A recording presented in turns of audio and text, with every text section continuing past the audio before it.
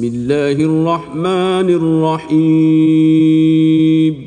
In the name of Allah, the Beneficent, the Merciful. والتين والزيتون. By the fig and the olive. وطور سينين. By Mount Sinai. وهذا البلد الأمين. And by this land made safe. لقد خلقنا الإنسان في أحسن تقويم. Surely we created man of the best stature.